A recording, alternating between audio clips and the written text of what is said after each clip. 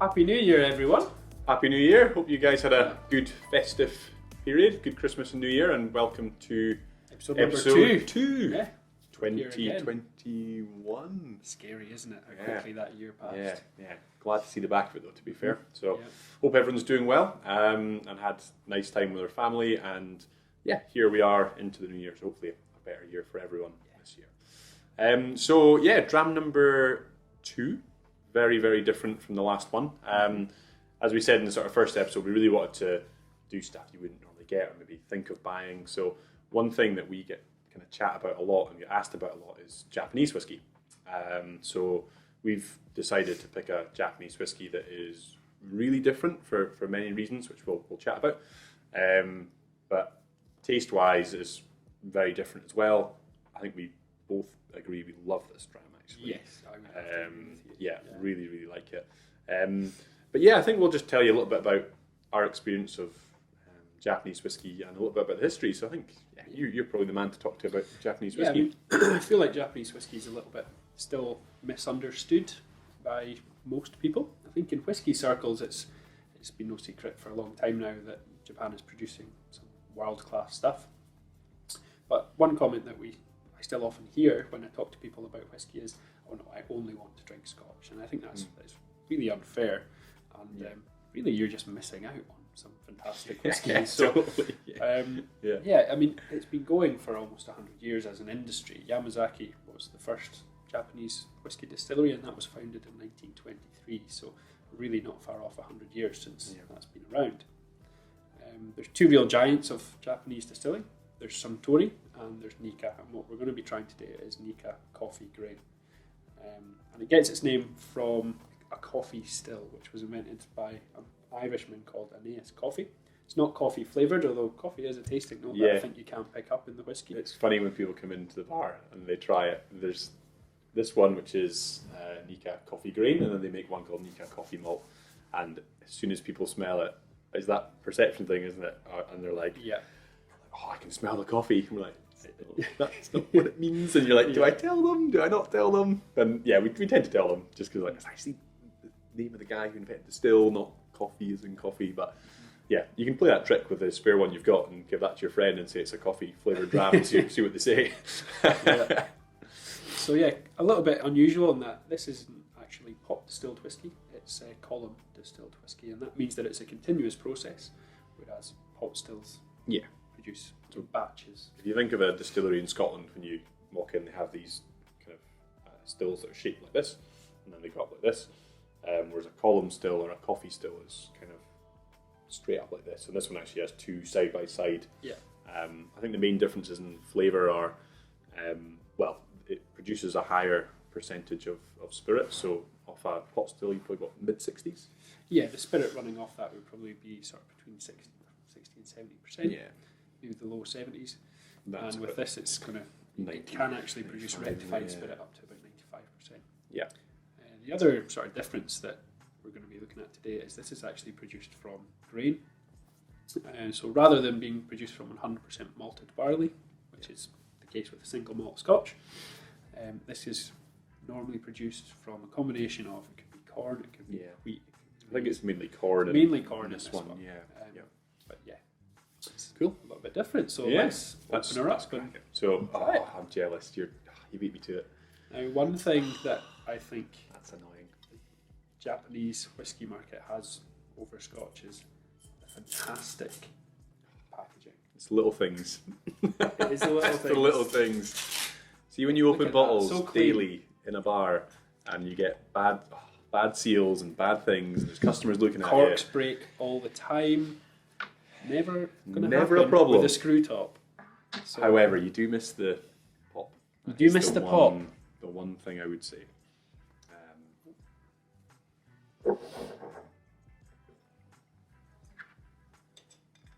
It's super different. As soon as you smell it, you should hopefully notice different to last month. I know it was a long time ago, but hopefully you've had some drams over Christmas as well. Really sweet and fruity on the nose. Now, there's a tasting note that some of you might think I'm crazy for saying, but if any of you have ever blown up a lilo on holiday and you get your nose is right up next to the plastic, you get that sort of Yeah. chemically So- plastic smell. Bad grain smells like Tipex, but good grain can be like tropical fruits. Like, Don't get me wrong, that's not the only smell. no, I'm smelling no, those. but I get you. I get you. Vanilla, maybe a bit of mango. Yeah. Yeah, a lovely nose. It's almost like a perfume dram if you think of it like that. Like it's not. If we think of for the first months, it was all about richness, spiciness, that sort of smoothness. This is not. This is like breakfast tropical whiskey. Breakfast whiskey. Oh, Slange.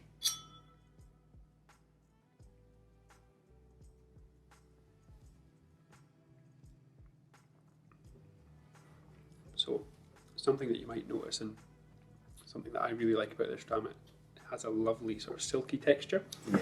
It's really, really light and fruity. Yeah, that bottle wouldn't last long. Nope. That is delicious.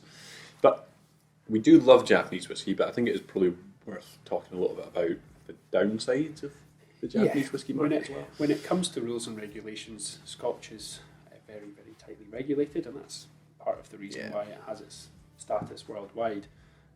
It's really a seal of approval to have single malt Scotch whisky on your bottle.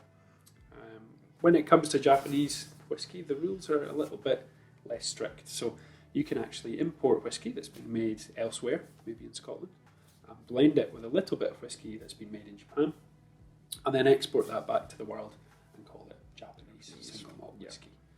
Now, that's a wee bit, in my eyes, like cheating. Yeah, I disagree with it as well, and I think some parties in Japan are campaigning to change that. And I think there might be a review of the regulations Yeah. coming in the next couple of years.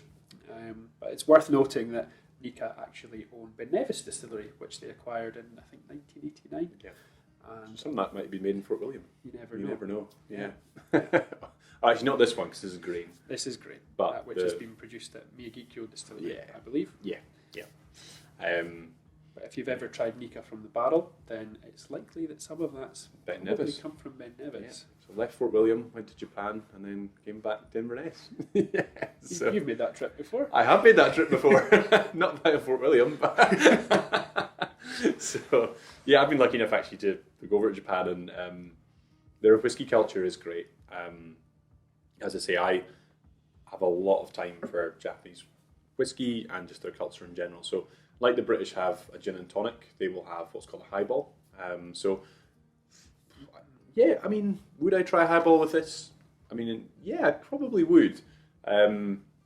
What a highball is basically whiskey, soda, lots of ice, and it's just like a really tall, refreshing drink. So if you've been sort of in Tokyo and on the underground system and it's pretty hot, they love their whiskey, but that is by no means a refreshing drink in any way. But they sell highballs in cans, they sell them in bars, have them on draft. As I say, like our culture is to have a gin and tonic in the UK, their culture is to have a whiskey highball. So they drink loads of the stuff. And they also have really small craft distilleries as well. I went to one called Chichibu, which is really small. And the thing I loved about it most was when you arrive, rather than getting like high visibility, signing all these forms, you must do this, you must do that, they just ask you to take your shoes off, and then you have to put on a pair of Crocs because they don't want the dirt from the outside coming into the distillery. And it's just little things like that, and they take so much care. So all their cut points as well. So if you've been to a distillery, you'll see the spirit safes, and then you have like the head, the heart, and the tail. That's kind of all done by machine most of the time now. Whereas at Chichibu, they put glasses like this out, and they taste every one and smell every one and do it all by hand. So it's all done by human sense rather than by computer. Yeah, so big fan of that. And big fan of Nikka really in this whiskey. Like, I think what I guess this episode was hopefully going to do is maybe educate you a little bit about Japanese whiskey, but also maybe try and change your opinion of it as well. So you were over in Japan. You must have some stories from your trip. Yeah, not many I could probably say comfortably on here.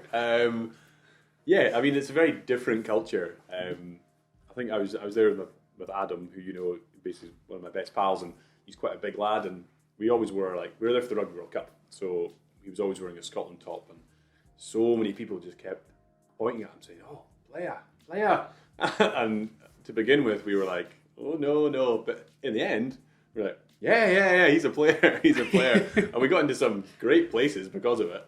But I think, yeah, the strangest thing when you first get there is definitely the toilets. And it's a weird thing to talk about, but there's like all these buttons, and like I just remember like sitting there and like pressing loads of buttons, and the seat gets warm, a little spout comes out. I don't know why I'm telling you this, but it is a difference. And I just remember in hotels hearing Adam shouting, and I thought, oh, he's pressed the wrong button. So yeah, I mean, that's great, but yeah, it's just a very different place. I mean, their food is very different, their culture is different, but you soon get used to it, and actually it's just a lovely, lovely place to travel. The people are great, and the whiskey is obviously a big part of it for me, but yeah, I'd highly recommend going over if you can and spend some time there. It's culturally so different that it'll be a laugh if anything. Yeah. This is a very unusual Japanese whiskey. We've gone for grain, so there are Japanese sort of single malts as well. What would you? I think Yamazaki 12 is probably a good place point. to start with. Yamazaki having been the first Japanese distillery to be founded. It's also the first Japanese whiskey to be exported, Yamazaki 12. So if you're going to start anywhere, then that's probably the place to begin. Not cheap though. You're looking at about £125 for a bottle now. For a 12-year-old. 12-year-old single malt, so it isn't cheap. Yeah. The demand for Japanese whiskey seems to be rising constantly every day. It's getting harder and harder to find these bottles, and harder to find them at a fair price. A reasonable price. I think, yeah, for a 12-year-old whiskey, I think it's quite a lot of money. That it's very tasty though. Very tasty, so, yeah. And I think if you guys want to see more Japanese whiskey, let us know. Let us know what you think of this if you're trying it along with us. And I would be definitely up for, as you could probably tell, we're both quite keen on Japanese whiskey. We'd definitely be keen to do more in this and try some more unusual stuff. So definitely, yeah, for sure. Well, hope you guys enjoyed Japanese whiskey and Nikka Grain, and yeah, we'll see you next month, and hopefully you're not doing any of these dry Januaries or any nonsense like that. And we'll see you in February. Cheers, everyone. Lunch.